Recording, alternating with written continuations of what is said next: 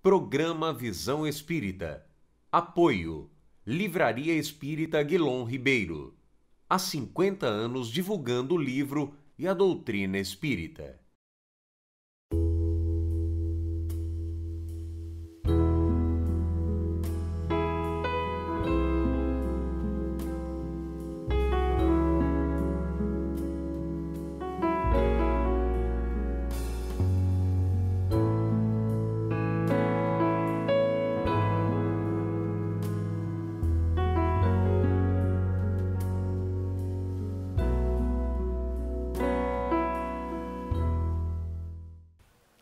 Sejam mais uma vez bem-vindos, agradeço-os pela presença, desejando que a paz do Cristo esteja com todos. Se no Natal experimentamos as culminâncias dos nobres sentimentos fraternais que nos circundam a vida, onde temos oportunidade de experimentá-los mais intensamente nos exercícios da caridade, da fraternidade, da reflexão íntima, do amor posto em ação através das nossas intenções e mãos.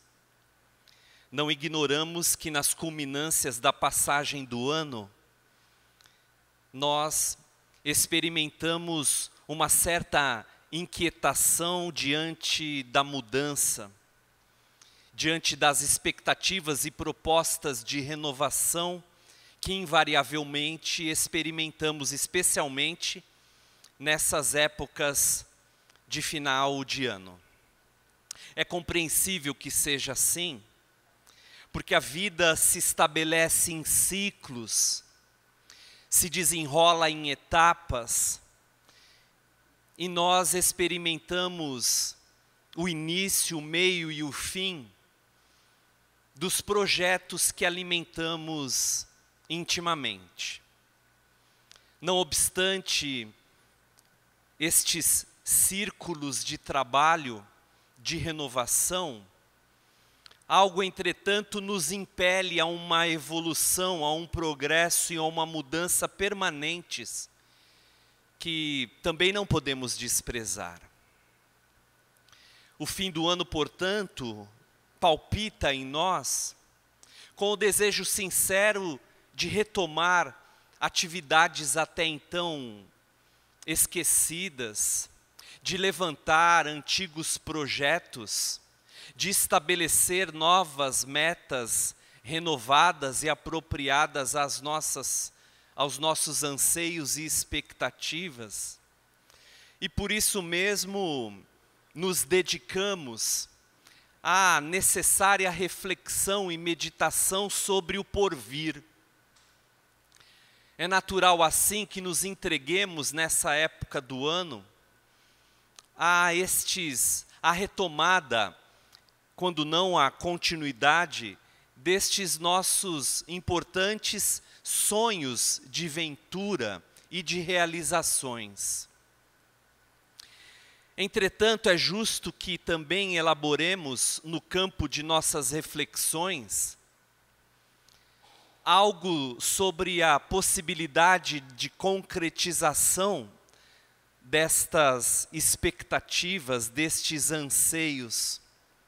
E digo isso porque muitas vezes alimentamos a convicção de que encontraremos forças e coragem, vontade e determinação, confiança e fé no empenho que nos debruçamos para a concretização destas expectativas.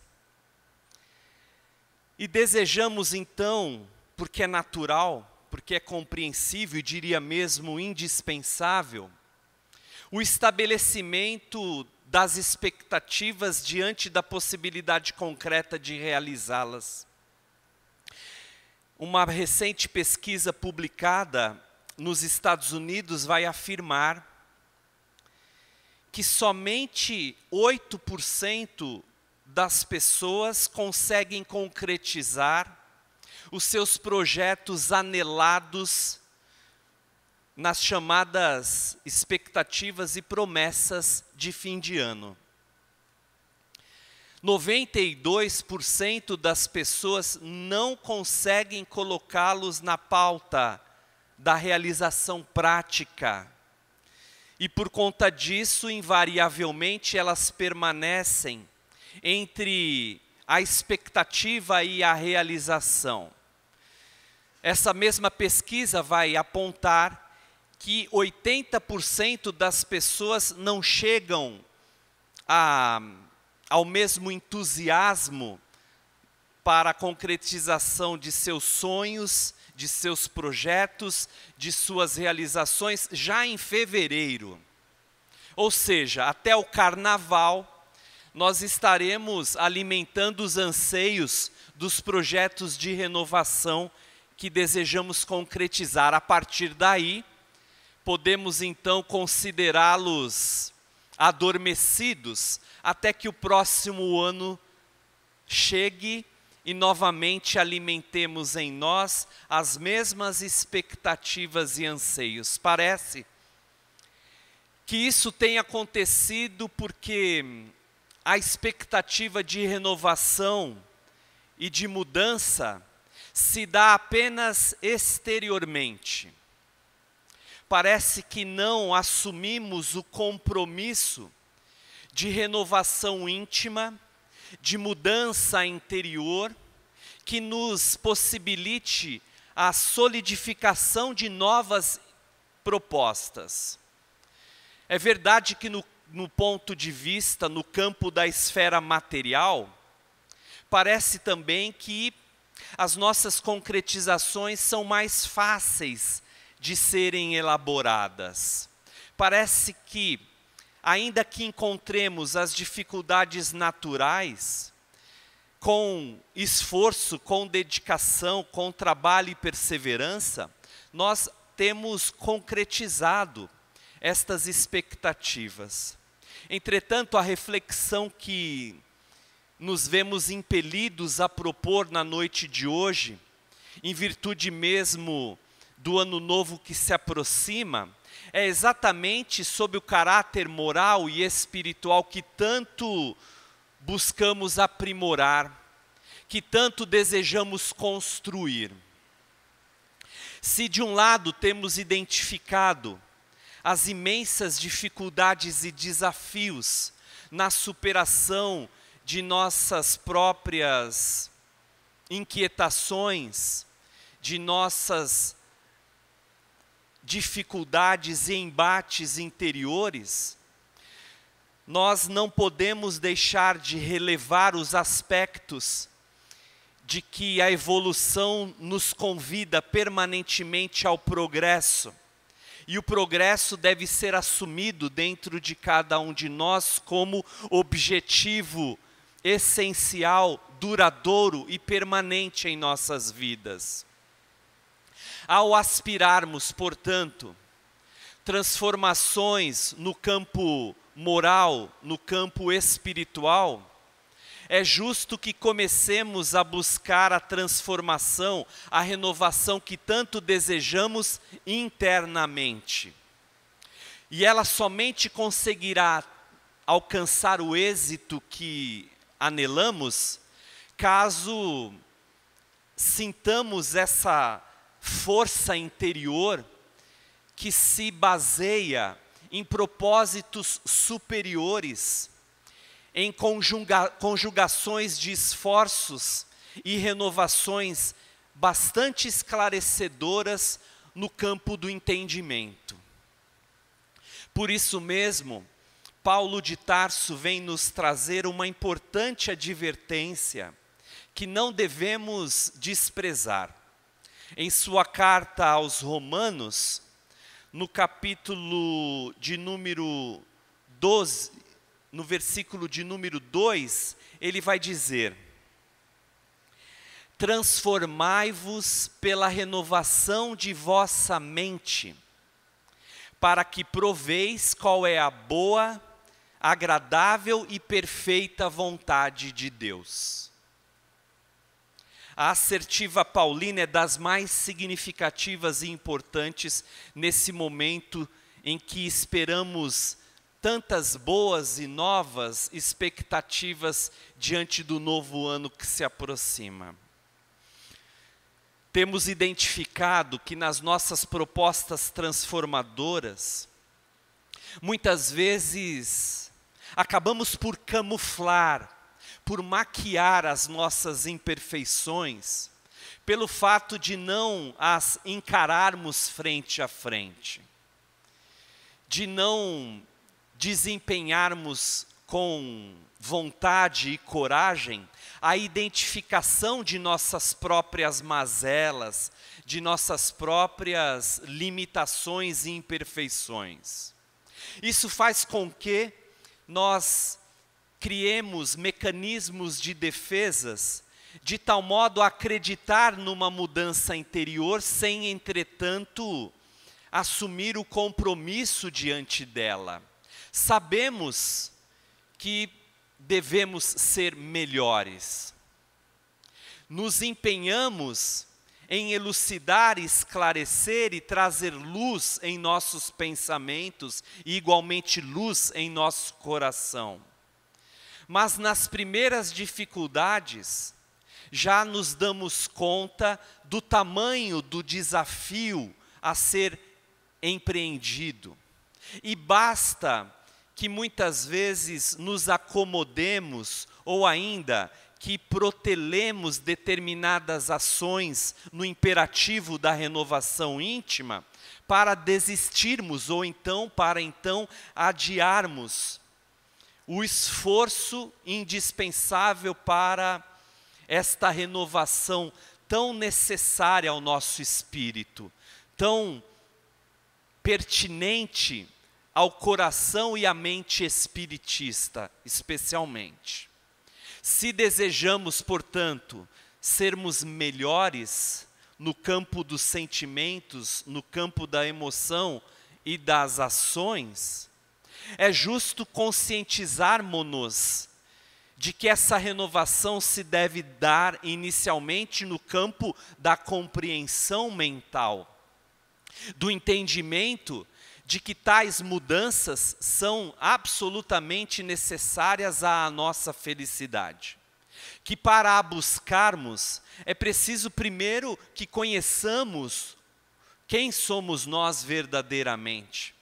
O que precisamos mudar em nós? Será que há algo em nós carecedor de mudança? Caso ainda não compreendamos estas cogitações reflexivas iniciais, não encontraremos ensejo mais forte para que ante os embates desafiadores deste homem velho, em relação aos anseios superiores do homem novo, se deem de maneira mais satisfatória.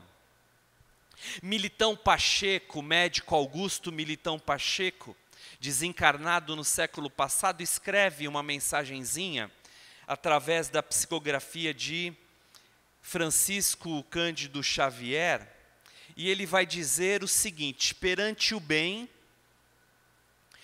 temos sido quase sempre constantes na inconstância e fiéis na infidelidade, esquecidos de que tudo se transforma, à exceção da própria necessidade de transformação. É o que o benfeitor Emmanuel, no outro momento, vai afirmar, que tudo muda menos a própria mudança. A mudança, então, é imperativo existencial da criatura humana. E a cada reencarnação, a cada experiência terrestre, nós nos vemos impelidos pela lei a uma nova mudança, que antes de tudo propicia o aprimoramento humano, propicia o nosso burilamento, o nosso crescimento a Deus.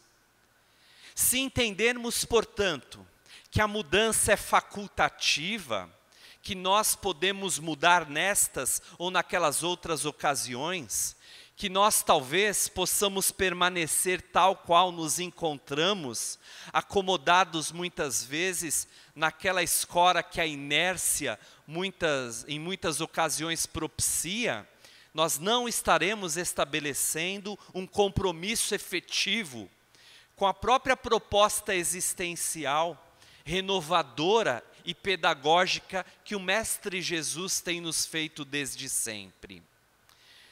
Quando Jesus esteve conosco, em suas sublimes lições de orientação e de amor, em seus excelsos exemplos de vida e de renovação, é Ele que traz, em todas as suas elucidações e esclarecimentos, a necessidade da renovação, porque Ele próprio acaba por se preocupar em renovar as criaturas. Todos aqueles que tiveram contato com Jesus transformaram-se de algum modo, renovaram-se de alguma maneira, uns mais cedo, outros mais tarde, uns mais ou menos intensamente. O fato é que ninguém passa incólume ou ignorando a presença de Jesus de tal modo impactante em sua existência, em sua vida de uma maneira geral, que a criatura se vê naturalmente em confrontando-se com a grandeza do Cristo, em buscar o melhor para si mesmo. Não por acaso, mais uma vez, Paulo de Tarso vai trazer na sua segunda carta aos Romanos, no capítulo 5, no versículo 17. Aquele que está em Cristo, nova criatura é. Ignora as coisas antigas e se vê diante de uma nova realidade. É porque Jesus, em estabelecendo novas bases de mudança, de trabalho, de serviço e de orientação superior, provoca-nos uma mudança substancial no imo de nosso ser.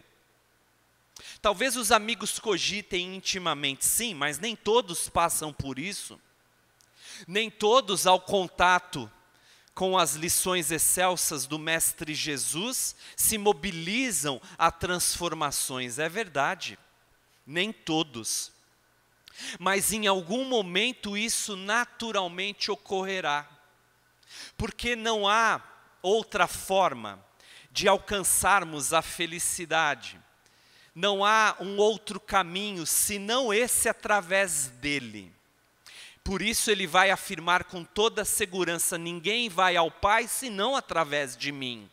Como a criatura carrega em si o germe de Deus, como nós somos seres divinos em nós mesmos, potenciais criaturas de luz, destinadas à glória, em algum momento da existência, esse choque entre quem éramos e quem queremos ser, provocará em nós o instante definitivo para que mudemos quem somos na atualidade. O convite, portanto, é para que reflexionemos sobre tais mudanças renovadoras em nossas vidas. Paulo de Tarso, mais uma vez, acabamos de ocorrer, em sua carta aos Efésios, no capítulo 5, no versículo 14, vai dizer: Ei, tu que dormes, levanta-te e desperta dentre os mortos, que o Cristo te esclarecerá. Vede prudentemente, pois, como andais, nem como nécios, mas como sábios, remindo o tempo, porquanto dias são maus. O estímulo, a motivação paulina aqui, é que o despertamento ocorra em nós mesmos, para que de alguma sorte sejamos esclarecidos pelo Cristo. O despertamento exige um movimento para que nos levantemos da paralisação, para que nos movimentemos ante a inércia que abraçamos em muitas circunstâncias de nossas vidas e que, mediante este esclarecimento de Cristo, nós comecemos a discernir melhor. Não como nécios, ou seja, como ignorantes, desconhecedores que éramos, mas especialmente como sabedores, como sábios que somos a partir daí. Esse despertamento nos evoca o direcionamento a uma destinação objetiva, clara e definitiva em nossas vidas. Prossigo para o alvo, haveria o mesmo Paulo de Tarso afirmando. O alvo é a destinação que devemos buscar.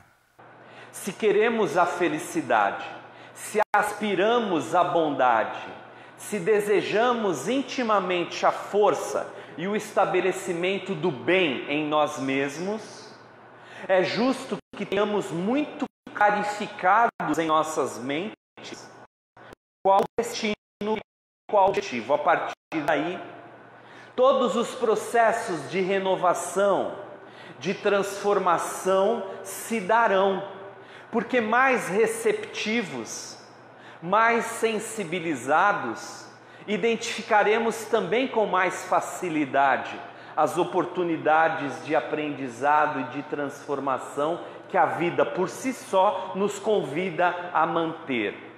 A mudança, portanto, embora doa, sabemos, um poeta brasileiro afirmará: eu sei que mudar dói, mas não mudar dói muito. E é verdade, porque toda mudança exige de nós a abdicação, a renúncia, a superação de padrões comportamentais tão fortemente estabelecidos, tão automaticamente por nós reforçados e mantidos, que chega a ser doloroso esse processo libertador. Estamos tão robotizados em muitos comportamentos e maneiras de pensar e agir, que muitas vezes não pensamos sobre isso, não refletimos sobre as próprias condutas e não nos damos conta do quanto elas têm sido nocivas para nós. Quando alguém nos chama a atenção, indicando-nos talvez a presença dessa ou daquele outro comportamento inadequado, nós não somente nos surpreendemos, mas muitas vezes nos ofendemos. Não, eu não sou assim. Não, você está se equivocando. Quando na verdade basta um exame mais cuidadoso, uma leitura mais dissociada de nós mesmos e do problema, para que identifiquemos realmente ali presenças da inferioridade que muitas vezes ainda nos mantém cativos. É justo assim, então, nesse momento de reflexão, nesse momento de anseio pelo melhor, nós procuremos renovarmos-nos em novas bases, em novas propostas solidificadas por força da certeza, da confiança irrestrita de quem somos e de quem especialmente queremos ser. Se a nossa destinação é gloriosa, busquemos esta glória sob todos os pontos de trabalho e esforço que a vida nos determinará. Entendamos que para a renovação acontecer, a realização deve se dar dia a dia, minuto a minuto, num processo contínuo e crescente de estabelecimento de novas metas. Embora respeitemos, não se trata, portanto, de pularmos as 7 ondinhas na praia, ou de termos na carteira sementes de uva, de romã, ou de comermos lentilha, ou de vestirmos branco ou amarelo. Nada disso é importante, senão quando encontramos em nós mesmos o impulso comprometido e responsável de transformação, de renovação, de mudanças para atitudes renovadas e para pensamentos igualmente novos. Se o Cristo está em nós, novas criaturas devemos ser.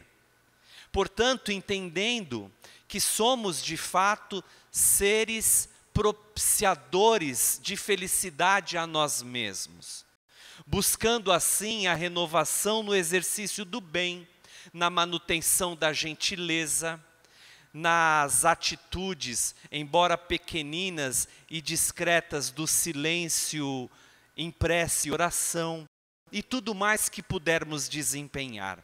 Pensemos nisso, portanto, para que construamos no decorrer do ano realizações sólidas, embasadas em propostas passíveis de realização, em propostas realmente dignas daqueles que já se conscientizaram da sua essência divina. E para encerrar, amigos, eu queria ler um poeminha de Casimiro Cunha, que eu trouxe aqui rapidamente, para que possamos pensar um pouco mais sobre esse tema. Chama-se Carta de Ano Novo, do poeta extraordinário Casimiro Cunha, psicografado por Francisco Cândido Xavier. Entre um ano que se vai e outro que se inicia, há sempre nova esperança, promessas de um novo dia. Considera, meu amigo, nesse pequeno intervalo, todo o tempo que perdeste sem saber aproveitá-lo. Se o ano que se passou foi de amargura sombria, nosso Pai nunca está pobre do pão e luz da alegria. Pensa que o céu não esquece a mais ínfima criatura e espera resignado o teu quinhão de ventura.